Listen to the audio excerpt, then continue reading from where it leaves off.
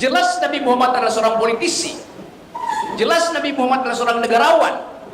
Jelas Nabi Muhammad adalah pemimpin dunia, karena sesuatu yang diucapkan dari tahun abad ke-6, tahun 602 Masehi, sampai sekarang orang membaca kembali risalah sosiologis atau versi politik atau terjemahan hermeneutik dari ayat-ayat Quran, terutama tentang keadilan sosial. Tapi yang unik pada kita adalah kalau kita mau refleksi tentang apa sebetulnya nilai kepemimpinan leadership dari Nabi Muhammad. Apa leadershipnya? Fakta pertama adalah kepemimpinan beliau terus menjadi model dari sepertiga umat manusia. Banyak sekali itu. Kalau sekarang 9 miliar, ada 3 miliar orang secara statistik yang menganggap bahwa desain keadilan sosial ada pada Islam. Seorang leader akan menuntun umatnya, warganya, pergi pada harapan. Itu namanya leader. Ada wahyu di depan yang kita upayakan diselenggarakan oleh seorang pemimpin. Di dalam sistem bernegara, wahyunya namanya konstitusi. Tetapi justru konstitusi itu yang sekarang sedang dipermainkan oleh seseorang untuk memperpanjang kekuasaannya. Jadi dari awal kita lihat bahwa kalau dia leader, dia paham bahwa tuntunan itu harus menghasilkan harapan. Kalau sekarang kepemimpinan politik kita nggak ada harapan, orang frustrasi di mana-mana itu. Assalamualaikum warahmatullahi wabarakatuh. Halo guys, gimana kabar kalian hari ini? Mudah-mudahan kalian selalu ada dalam keadaan sehat, selalu bahagia, selalu tersenyum. Tidak lupa daku saya itu selalu didoakan yang mudah-mudahan kalian selalu mendapatkan apa yang kalian harapkan, apa yang kalian inginkan semoga lekas terwujud. Oke guys, hari ini kita akan mereaksi salah satu video tentang Bung Rocky Gerung, yang mana di sini beliau sepertinya sedang menghadiri salah satu acara ya guys ya, yang diadakan di salah satu instansi yang ada di daerah Aceh ya. Dan sepertinya acara tersebut bertepatan dengan peringatan Maulid Nabi Muhammad SAW. Emang sih agak lumayan aneh ya guys ya, kenapa di peringatan Maulid Nabi Muhammad SAW kok mengundang Rocky Gerung gitu. Ya seperti yang kita tahu ya, kalau Bung Rocky ini adalah seorang ateis gitu, paham yang tidak mempercayai adanya Tuhan. Sangat berbanding terbalik dengan keyakinan kita ya sebagai umat Islam yang mempercayai sepenuhnya tentang keberadaan Allah Subhanahu wa taala sama pencipta. Dan kita sepertinya harus kesampingkan dulu hal tersebut ya guys ya, agar kita bisa mengambil pelajaran yang penting, pelajaran yang lebih bermanfaat dari apa yang akan beliau sampaikan di acara tersebut. Sebaiknya kita jangan dulu bersuudzon, kita harus berprasangka baik dulu lah. Tapi kalau kita pikir-pikir, nggak ada salahnya juga ya kalau misalnya instansi tersebut mengundang Bung Rocky Gerung untuk memberikan ceramah di acara tersebut. Karena yang kita tahu sendiri ya, pemikiran Bung Rocky ini sangat-sangat bagus, sangat-sangat cerdas, dan sangat-sangat bermanfaat sepertinya untuk setiap orang yang mendengarkan apa-apa yang beliau sampaikan nanti. Karena seperti yang kita tahu, apa-apa yang disampaikan oleh Bung Rocky ini selalu menarik untuk disimak ya, dan sangat-sangat disukai oleh setiap kalangan, entah itu dari rakyat biasa, dari para pejabat, artis, politisi, dan lain-lain. Karena di setiap ceramah Bung Rocky ini selalu menyajikan atau memberikan ilmu-ilmu yang bermanfaat dan bisa kita pergunakan dalam kehidupan kita sehari-hari. Jujur aja ya guys ya, kalau saya pribadi sepertinya nggak masalahnya kalau misalnya Bung Rocky ini memberikan ceramahnya di acara peringatan Maulid Nabi Muhammad SAW. Dan itu juga tidak ada larangan begitu, selama apa yang diucapkan atau apa yang diberikan oleh Bung Rocky ini bermanfaat dan juga baik ya, dan bisa diterima oleh semua kalangan. Dan saya pikir apa yang akan diberikan oleh Bung Rocky ini gak bakalan ada yang menyimpang. Oke guys, kita nggak perlu lama-lama lah, kita langsung aja tonton videonya bareng-bareng lalu kita reaksi gitu. Mudah-mudahan dari video ini bisa kita ambil juga pelajarannya. Oke, kita langsung aja ke videonya. Mangga. Luar biasa, dipasangkan sesuatu yang akan saya ingat terus, bahwa saya pernah ada di dalam sebuah komunitas Kembang Tanjung. Yang dikembangkan bukan sekedar silaturahmi, tapi akal pikiran. Yang dikembangkan adalah keinginan untuk merawat bangsa ini dengan keadilan. Jadi saya di sini minoritas, sangat minoritas. Tapi saya ingat bahwa Nabi Muhammad menulis naskah Traktat Madinah yang isinya adalah dalil tentang kesetaraan manusia, yang isinya adalah undangan persahabatan. Jadi sangat kontekstual yang diterangkan tadi oleh teman-teman, bahwa kita masuk di dalam upaya untuk merefleksikan gaya berpikir, gaya batin, gaya politik dari Nabi Muhammad. Jelas Nabi Muhammad adalah seorang politisi, jelas Nabi Muhammad adalah seorang negarawan, jelas Nabi Muhammad adalah pemimpin dunia, karena sesuatu yang diucapkan dari tahun abad ke-6, tahun 602 Masehi, sampai sekarang orang membaca kembali risalah sosiologis atau versi politik atau terjemahan hermeneutik dari ayat-ayat Quran, terutama tentang keadilan sosial. Sekarang ada keresahan di dunia ini, desain apa yang memungkinkan manusia hidup berdampingan dalam status keadilan sosial. Ada kapitalisme, gagal. Ada komunisme, berbahaya. Orang masuk sekarang pada upaya untuk memikirkan jenis ekonomi, jenis transaksi sosial yang dasarnya adalah kesetaraan manusia. Orang pergi pada studi-studi baru tentang Islam. Karena Islam adalah dokumen yang selesai, dokumen yang final, sebagai revelation, sebagai wahyu. Tidak ada interpretasi. Setelah itu, 1 tahun setelah meninggalnya Nabi, naskah itu selesai. Dan gak ada interpretasi lain tuh. Jadi orang melihat betul bahwa secara tekstual Quran itu memuat secara sempurna, secara lengkap seluruh bayangan manusia tentang kehidupan, kehidupan pribadi, kehidupan dengan alam, kehidupan dengan akhirat, dan kehidupan bernegara. Nah, benar kan? Seperti yang saya bilang tadi, kalau ternyata Bung Rocky ini banyak tahu ya tentang Islam, dia mempelajari dalam sekali tentang Islam. Kita juga sebenarnya mah bisa dibilang masih bodoh ya tentang ilmu-ilmu, tentang sejarah-sejarah Islam. Tapi beliau sudah tahu gitu. Makanya kita jangan berpikir yang macam-macam dulu ya tentang Bung Rocky ini. Tentang beliau seorang ateis gitu ya. Aduh, kita lanjut aja videonya guys. Jadi saya menganggap bahwa ini ada suatu dokumen sosial yang jadi acuan ketika dunia mengalami fata morgana, mengalami ilusi tentang masa depan. Itu yang memungkinkan. Saya belajar filsafat Islam cukup lama, 5-6 tahun, dan sekarang masih baca tuh. Tapi yang unik pada kita adalah kalau kita mau refleksi tentang apa sebetulnya nilai kepemimpinan leadership dari Nabi Muhammad. Apa leadershipnya? Ini penting ini. Fakta pertama adalah kepemimpinan beliau terus menjadi model dari sepertiga umat manusia. Wow. Banyak sekali itu. Banyak sekali. Kalau sekarang ya, 9 miliar, ada 3 miliar orang secara statistik yang menganggap bahwa desain keadilan sosial ada pada Islam itu. Kita punya Pancasila, tapi itu adalah kesepakatan kewarganegaraan yang interpretasinya masih macam-macam itu. Jadi saya senang di sini karena kita mampu untuk mengucapkan kembali dalil-dalil itu. Dalil pertama yang saya tahu, dan saya kira bagian yang paling penting tadi adalah perintah untuk berjihad.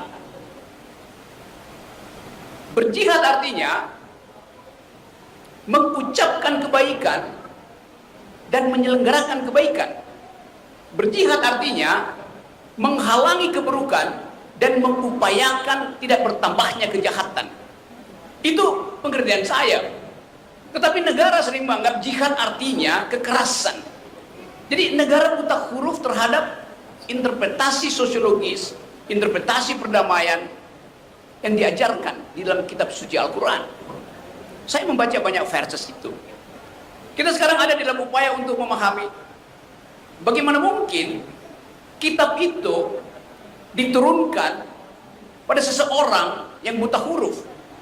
Bagaimana mungkin kitab itu diajarkan dan diterima oleh sepertiga bangsa manusia? Artinya ada sesuatu yang sakral dan ada sesuatu yang masuk akal di dalam uraian-uraian tekstual Quran. Nah, bagian yang masuk akal ini yang bisa kita persoalkan, mempersoalkan artinya membaca secara serius supaya kita bisa ambil saripati keadilan, saripati kebenaran, dan saripati kejujuran. Tadi di meja itu saya sendirian mendengarkan bapak-bapak bicara pakai bahasa Aceh. Saya nggak ngerti bahasa Aceh, tapi saya mengerti bahasa tubuh dari 6 orang yang sedang bicara di depan saya. Bahasa tubuh kejujuran, bahasa tubuh keberanian, bahasa tubuh kebenaran. Itu dalil kepemimpinan yang seharusnya jujur, benar, berani. Itu yang kita mau bandingkan dengan keadaan sekarang. Tidak jujur, tidak benar, tidak berani. Ini ada kopi, terima kasih nih, kopi Sotek. Sok tahu tapi ekonomi kurang. Gak apa-apa, tapi enak kopinya. Kalau keadaan sekarang namanya sotok. Sok tahu tapi otak kurang. Ada pemimpin yang sok tahu tapi otak kurang, akibatnya kita berutang, akibatnya lingkungan rusak, akibatnya keakraban sosial berhenti. Itu karena ada seseorang yang punya modal sotok, sok tahu tapi otak kurang. Siapa tuh? Itu yang ingin kita kemukakan dalam upaya refleksi terhadap kepemimpinan. Kenapa begitu? Kalau Nabi adalah pemimpin, terjemahannya dia adalah leader. Seorang leader akan menuntun umatnya, warganya, pergi pada harapan. Itu namanya leader. Ada wahyu di depan yang kita upayakan diselenggarakan oleh seorang pemimpin. Di dalam sistem bernegara, wahyunya namanya konstitusi. Tetapi justru konstitusi itu yang sekarang sedang dipermainkan oleh seseorang untuk memperpanjang kekuasaannya. Jadi dari awal kita lihat bahwa kalau dia leader, dia paham bahwa tuntunan itu harus menghasilkan harapan. Kalau sekarang kepemimpinan politik kita nggak ada harapan, orang frustrasi di mana-mana itu. Bupati Meranti ngamuk, menganggap bahwa Riau itu dieksploitasi, kekayaannya tidak dikembalikan pada Meranti, dan dia bahkan menantang bahwa kalau begini terus eksploitasi terhadap sumber daya alam dan tidak kembali pada Meranti, dia mau mungkin dia berpikir lebih baik itu jadi bagian dari provinsi Malaysia tuh. Demikian juga di tempat yang lain. Saya baca tadi di koran, Bupati Pasir Utara, tempat ibu kota negara akan dipindahkan, mengeluh bahwa di situ tidak ada universitas. Baru sekarang dia terbuka pikiran bahwa ibu kota negara tanpa akal itu artinya tempat tukar tambah ketidakadilan. Dan kita mulai paham bahwa kenapa para bupati mulai resah sekarang, karena ketidakadilan tidak tiba.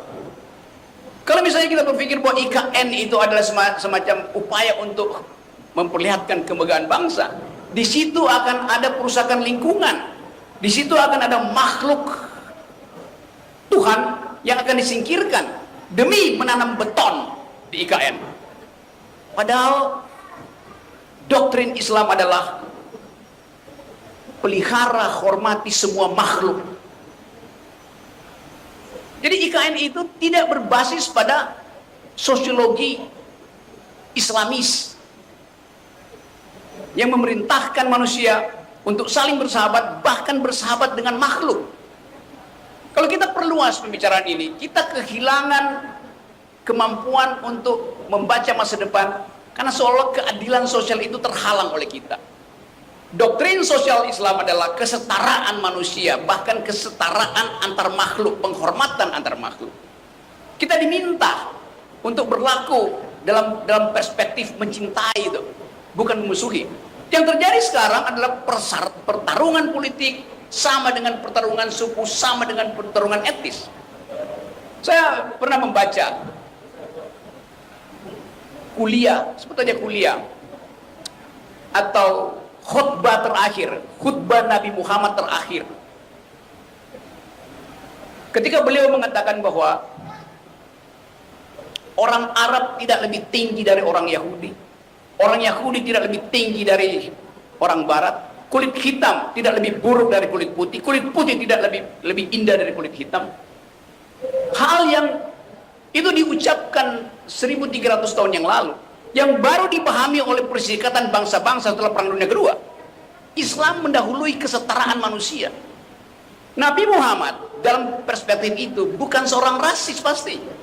Orang Aceh tidak lebih tinggi dari orang Jawa tidak boleh menganggap lebih tinggi dari orang Papua. Itu ajaran Islam. Itu kesetaraan manusia. Itu khutbah terakhir dari Nabi Muhammad. Saya mengingatkan itu pada para pemimpin untuk pergi kembali pada moral code dari hal-hal yang sifatnya teologis, yang hanya mungkin dipahami kalau orang punya kecerdasan, orang punya akal sehat.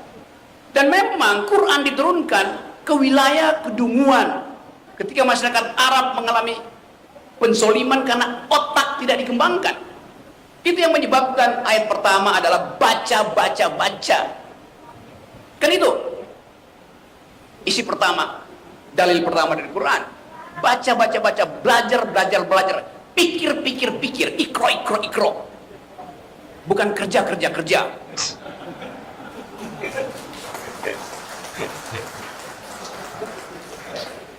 Jadi kalau kita memakai paradigma itu, bagian sosiologis, tentu saya tidak bisa bicara bagian akidah, bagian teologis, tapi saya paham sosiologi Islam itu.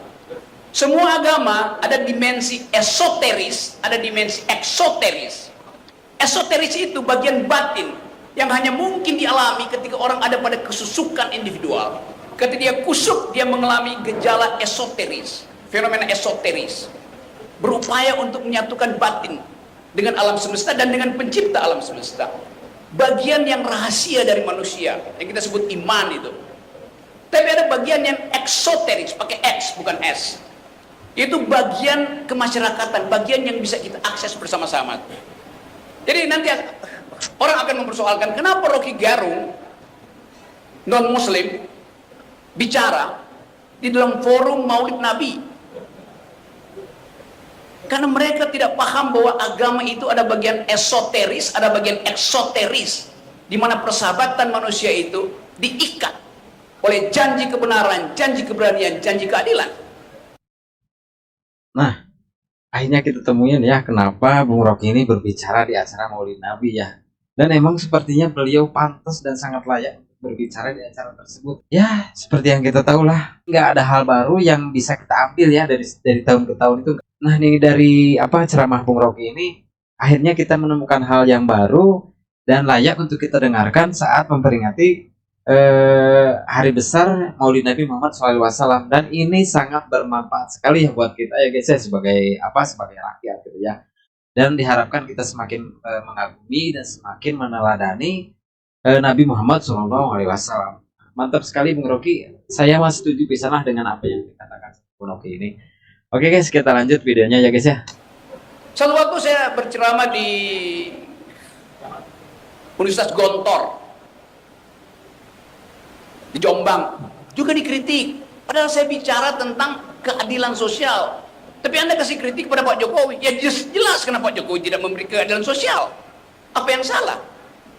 Satu waktu saya berceramah di Ngeruki, pesantren yang dianggap sarang teroris. Saya diundang di situ. Dan kita berdebat tentang keadilan sosial. Saya diundang. Ketika itu Ustadz Abu Bakar Basir masih ada di penjara. Adiknya mendampingi saya. Ada 5.000 orang dengerin uraian saya pakai televisi di luar tuh. Lalu polisi datang. Pak Rocky hati-hati, ini sarang teroris. Saya bilang, saya diundang untuk debat pikiran, bukan untuk kekerasan. Iya, tapi ini sarang teroris. Dia ulang-ulang. Iya, saya bilang saya tahu. Kalau ini sarang teroris, ini juga sarang intel. Nah, logikanya begitu. Di mana ada teroris, pasti ada intelijen di situ. Ini kampung teroris, pasti itu kampung intel. Kan dengan mudah kita tahu itu. Kalau seseorang bisa mengatakan itu sarang teroris, artinya di situ juga ada aktivitas intelijen. Entah untuk mengkonten, entah untuk deradikalisasi, atau untuk memprovokasi. Biasa dalam kehidupan intelijen. Jadi saya balik pada tema ini. Kita ingin melakukan refleksi kepemimpinan. Kalau kita sekedar mengatakan kita mau supaya mengingatkan kembali kemampuan taktis, kemampuan strategis dari Nabi sebagai pemimpin militer, pemimpin politik, pemimpin umat, nggak ada bandingannya. Karena kita tidak melihat satu kemampuan yang setara dengan apa yang dilakukan Nabi Muhammad di masa itu. Setuju. Kenapa begitu? Sampai sekarang kan. Karena ada keyakinan di dalam perjuangan, yaitu ingin membebaskan diri dari kedunguan. Dan jihad anti kedunguan itu yang seharusnya kita sosialisasikan di Indonesia. Jihad anti Saya baca kedunguan. kemarin Keren di sekali, harian kata-kata. Kompas headline, Mantap, Bung. Jihad anti kedunguan. 68% rakyat Indonesia kekurangan gizi. 68% itu artinya 182 juta orang Indonesia kekurangan gizi. Itu tidak main-main. Sekali ya guys ya. Dengan kata lain, seluruh kampanye presiden yang mengiming-imingi generasi muda bahwa kalian akan jadi bonus demografi di tahun 2030 yang tinggal 7 tahun lagi. Bagaimana mungkin bonus demografi itu dicapai kalau anak muda hari ini kekurangan gizi? Betul sekali. Itu fakta sosiologinya. Jumlah balita yang stunting di Indonesia prevalensinya 24%. Artinya, satu dari bayi yang lahir hari ini mengalami, satu dari 4 bayi yang lahir hari ini, ada dokter di sini, mengalami kekurangan gizi, stunting. Artinya otaknya nggak akan berkembang 10 tahun ke depan. Kan ya guys ya. Satu dari Faktanya 4. begitu. Apalagi faktanya, Mau sampai kapan ini di Asia, terjadi? Indonesia itu adalah negara paling dungu dari 30 negara di Asia. Nomor 2 dari bawah dungunya. IQ-nya cuma 70%. Lalu orang marah, kok Pak Rocky bilang begini? Statistik dunia mengatakan Indonesia itu negara dungu. Ya karena ini yang mungkin faktanya ya guys ya. Tentu masyarakat Bung Rocky Aceh berani. menyumbangkan IQ supaya terangkat IQ nasional. Tapi orang akan tanya, di mana, di era siapa ada kemiskinan, ada disparitas, ada stunting, ada kedunguan? Ya di era Presiden Jokowi, itu faktanya. Kita nggak ngarang-ngarang. Sementara Bisa Pak jadi, Jokowi ya, masih guys. merasa bahwa IKN itu harus dilanjutkan. Sesuatu yang bertentangan dengan harkat keadilan sosial. Di dalam keadaan ada 182 juta orang kekurangan gizi, Presiden Jokowi mau bikin ibu kota negara untuk memamerkan bahwa nanti akan ada mobil terbang di situ sebagai fasilitas publik. Siapa yang akan pakai mobil terbang itu? Jadi faktanya 2-3 selama ini orang. ditutup ya guys ya sama Sementara pemerintah. Bupati Pasar Utara mengatakan, kami tidak punya universitas, tidak punya tempat berpikir. Artinya begitu IKN selesai, tidak ada satupun tenaga ahli yang berasal dari kabupaten itu. Semua akan di outsource. Jadi ini satu kesempatan kita untuk menilai jenis kepemimpinan apa yang kita butuhkan bagi Indonesia yang sedang mengalami kekacauan ekonomi, politik, dan seterusnya. Saya balik pada situasi hari ini. Dalam keadaan kita mencoba memahami jalan pikiran Quran tentang keadilan sosial, seluruh dunia sekarang menganggap bahwa teori ekonomi tentang pertumbuhan, growth, menyebabkan ketimpangan paling tinggi sepanjang sejarah. Jadi sistem eksploitasi kapitalisme menyebabkan ketimpangan, dan ketimpangan itu adalah potensi kerusuhan etnis di Indonesia terutama. Kita balik pada dalil ekonomi Islam. Di dalam kekayaan seseorang ada hak orang lain. Keluarkan hak itu karena itu bukan milikmu. Dalam bentuk zakat, mal, segala macam. Jadi ada perintah sosial di dalam ayat itu. Kita bandingkan dengan keadaan sekarang. 3 orang terkaya di Indonesia menguasai 50% kekayaan penduduk Indonesia. Kalau kita tagih jenis zakatnya itu, orang bilang Anda mau menegakkan syariah. Bukan, itu parameter. Zakat adalah parameter ada tidaknya keadilan, bukan soal syariah. Tapi kemasukakalan dari keadilan sosial itu menunjukkan langsung pada dalil yang diucapkan bahwa di dalam kekayaanmu ada hak orang miskin. Baru tahun 1700 John Locke mengucapkan itu. Jauh sebelum itu Quran sudah mengatakan. John Locke mengatakan, seorang pemikir liberal Inggris mengatakan, Anda boleh mengeksploitasi materi, tapi Anda harus tinggalkan jumlah yang sama untuk dieksploitasi orang-orang lain. Itu tahun 1700 mengucapkan. 1100 tahun setelah dalil tentang zakat itu diucapkan di dalam ekonomi Islam. Green economy, kita bicara sekarang tentang ekonomi hijau. Jangan eksploitasi lingkungan. Dalil pertama dari rahmatan lil alamin, hargai makhluk, bukan sekedar manusia, tapi juga alam.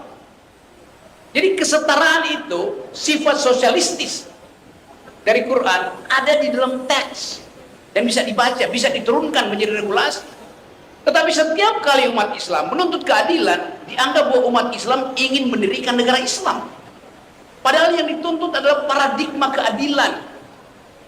Jadi bagian itu yang saya kira kita renungkan hari ini, supaya kita tahu bahwa semua kebaikan yang diusulkan oleh masyarakat sipil dianggap sebagai gangguan terhadap kekuasaan. Itu gilanya di situ, atau bukan gilanya, dungunya di situ. Jadi sekali lagi teman-teman, kesempatan ini adalah bagus sekali karena kita tahu sejarah Aceh adalah sejarah untuk menolak eksploitasi.